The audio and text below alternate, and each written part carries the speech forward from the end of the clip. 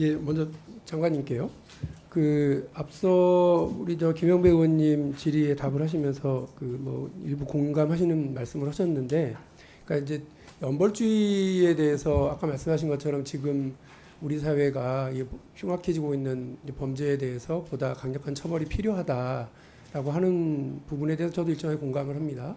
그런데 이제 김영배 의원님도 얘기를 하셨고 장관께서도 일정하게 공감하신 말씀을 하신 게, 이게 이제 예방 차원이 더 중요하잖아요. 그러니까 이제 사건이 벌어지고 이미 피해자가 발생을 한 상황과 관련해서 이거를 어떻게 예방적으로 사후 엄벌로 가는 것도 중요하지만 못지않게 예방 차원의 정부의 역할이 무언가, 이제 그 저도 여쭤보고 싶은데 이 부분에 대해서 지금 어느 단계까지 그 정부 부처 간의 TF를 언급을 하셨는데 어느 단계까지 되어 있는지 좀 언급을 주시고, 진행되는 사항이 있으면 좀 말씀 주시면 좋겠고요.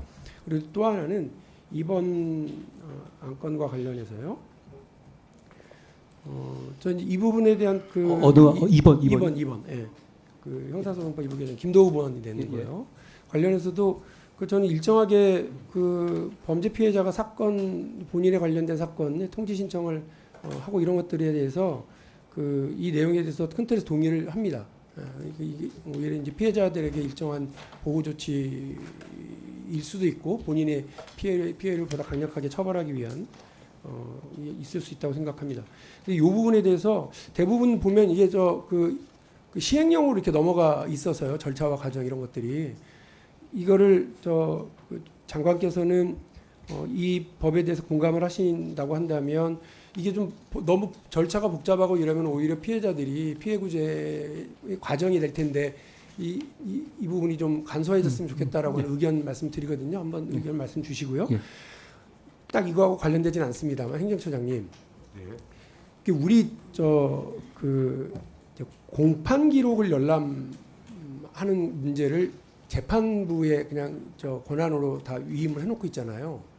최근에 부산에 돌려차기 난 피해자가 저에게 찾아와서 하신 말씀 중에 제가 정말 공감했었던 게 뭐냐면, 공판 기록을 좀 보려고 그랬더니 수사 과정에 있었던 수사기관에서도 이거 보여주면 안 된다고 그러고 못 보여주게 하고, 재판부에도 얘기를 했더니 안 보여준다고 해서 어떻게 했느냐면 민사소송을 제기를 해서 겨우 이제 내용을 얻더니, 아니 세상에 자기는 그냥 단순한 살인 미수 정도가 아니고 성폭행 이제 혐의가 있었다라고 해서 본인이 오히려 이 문제를 수사기관에 가고 검찰에 얘기하고 해서 1심에서는 12년 살인 미수로 12년으로 끝났는데 2심에서는 35년은 구형받고 20년으로 지금 된 거 아니에요. 그러니까 이런 과정에 피해자가 오히려 나섰단 말이죠. 근데 문제가 뭐냐면 피해자가 이 민사소송을 하는 과정에서 이게 또 상대에게 본인의 개인정보와 신상이 다 가두만요. 감옥에 있는 이 가해자가 피해자의 주소, 이름 이런 걸 다 알아버리게 된 거예요. 그러니까 이걸 다 노트에 적어놓고 나가면 가만 안 두겠다고 그러고 댕겼다는 거 아닙니까? 그래서 그 부분과 관련해서 우리 법원에서 이 공판 기록을 이제 피해자 측에 이제 제공하는 문제와 관련해서 너무 재판장의 권한으로만 두지 말고 여기 이 부분에 대해서 일본의 사례를 저도 좀 봤는데 좀 분명하게 이걸 좀 정해야 되는 것 아니냐, 이 의견에 대해서 좀 개정 의견이 있으신지를 제 의원님 주십시오. 말씀 취지 문제에 좀 공감하고 있고요. 저희들이 그 상황을 계기로 뭔가 대책을 마련했던 것 같은데 갑자기 지금 기억이 안 나는데 한번 상황을 제가 챙겨가지고 따로라도 말씀드리도록 하겠습니다. 특히 부산 돌려치기 민사소송에서의 정보 유출 이 문제에 대해서요. 저는 그러니까 이제 민사에서의 정보 유출 문제도 문제지만 실제로 피해자가 이렇게 힘들 필요가 없잖아요. 그러니까 공판 기록과 관련해서 그야말로 저도 지금 일본 사례에 대해서 정확하게 기억은 안 납니다만 듣고 되게 합리적이다라고 생각이 들었어요. 일본에서도 이게 재판부에만 맡겨놨다가 이제 좀 변경시켰던 걸로 알고 있거든요. 그런 부분에 대한 가이드라인을 대법원 차원에서 좀 마련하시는 게 맞겠다, 이런 말씀드리고요. 그 변경된 사안에 대해서 좀 알려주십시오. 그리고 장관님. 조정훈 의원님. 의원님 제가 답변하는 네, 답변하십시오. 저도 논의해 볼 만한 좋은 말씀 주신 거라고 생각합니다. 먼저 제가 너무 이렇게 법무부 얘기만 하게 되면 너무 단편적인만 들릴 것 같고요. 제가 오늘 TF에서 참석했고 그 총리 주재 발표에 담화에도 참여했기 때문에 그 개요를 설명드리는 게 오히려 정확할 것 같습니다. 결국은 완전히 새로운 것은 없습니다만 이런 강력 범죄에 대한 안전을 지키기 위한 방법은 크게 보면 이 질환자에 대한 치료 체제를 더 효율하고 강화하는 것. 그걸 저희가 복지부 등과 법무부가 같이 참가하는 TF를 통해서 사법 입원제 등을 추구한다는 점입니다. 둘째로는 치안을 강화하는 겁니다.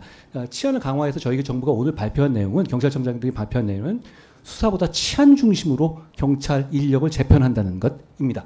그 중에는 치안 쪽에 지구대라든가 이런 쪽에 좀 노령층들이 많이 가 계시고 그러거든요. 그런 분들 그런 문제를 개선하기 위해서 그쪽에 인력을 많이 재배치하신다는 게 경찰청이 말한 것이고 또 더 나아가서 조금 새로운 것은 지금 저희가 지난 정부 초반에 2만 5천 명 정도의 의경이 존재하고 있었고 의경 방법 업무에 존재했고 2만 5천이라는 수경하는 병력의 존재는 굉장히 사실 큰 겁니다. 그게 지금은 몇 달 전에 완전히 없어짐으로써 0이 됐거든요. 이렇게 되니까 길거리에 돌아다니는 경찰 숫자가 분명히 적어지는 겁니다.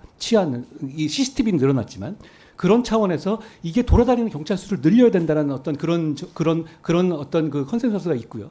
그런 차원에서 이 지금 현재 군에만 보내지고 있는 우리 전력 자원들, 그 인력 자원들 있지 않습니까? 이 의무 병력 자원들 중에서 일부를 의경을 부활하는 것을 강력하게 검토하겠다고 오늘 총리가 발표하셨고 경찰청에서 거기서 발표한 부분 등 결과적으로 치안을 조금 더 강화하겠다는 겁니다. 치안을 좀 더 경찰이 집중하겠다는 것. 그리고 세 번째로는 이 범죄 처벌의 루폴들이 좀 있습니다. 지금 다른 나라처럼 어떤 테러를 예고하는 것만으로 강하게 처벌하는 규정이 사실 저희는 없습니다. 그러니까 살인 예고하면 살인의 의도가 있어야 되고, 그러니까 허세 부리는 걸 처벌하는 것 자체가 경범죄라든가 굉장히 약하거든요. 그 부분에 대해서 이 그런 예고 행위라든가 이런 강하게 처벌하는 법안을 저희가 좀 준비하고 있는 단계고요. 그리고 마지막으로는 결국은 엄벌입니다. 저는 의원님 엄벌주의가 능사가 아니라는 의원님 말씀에 100% 공감하는데요. 그런 비판은 지금 중대한 범죄 행위가 엄벌되고 필벌되고 있다는 컨센서스가 있을 때는 저는 100% 공감하는데 지금 그러지 못한 단계에서는 지금 엄벌하고 필벌하는 부분의 시스템을 더 강화하는 것도 지금 단계에서는 더 중요하다고 생각합니다. 그런 차원에서 가소법 없는 무기징역 같은 어떤 이 필요했던 그동안의 미뤄둬도 숙제 같은 것을 지금 신속하게 진행하려고 하는 것이라는 말씀을 드리겠습니다. 예, 죄송합니다. 예, 말씀하신 것처럼 제가 이 일을 해보면 규칙 자체가 그러니까 시행 규칙 자체는 국민에 대한 게 아니라 우리 담당하는 사람들을 얽매이는 거지 않습니까? 시행 규칙 자체는 굉장히 구체적이고 정확할수록 국민들에게는 서비스는 더 간소해진다는 면이 있다고 생각합니다. 제가 이 법을 직접 낸 것은 아니지만 위원님 말씀하신 취지에 100% 공감합니다. 그러니까 피해자 입장에서 뭐 알아서 물어보고 변호사에 물어보지 않아도 되는 제도를 만들기 위해서 노력하겠다는 말씀을 드리겠습니다.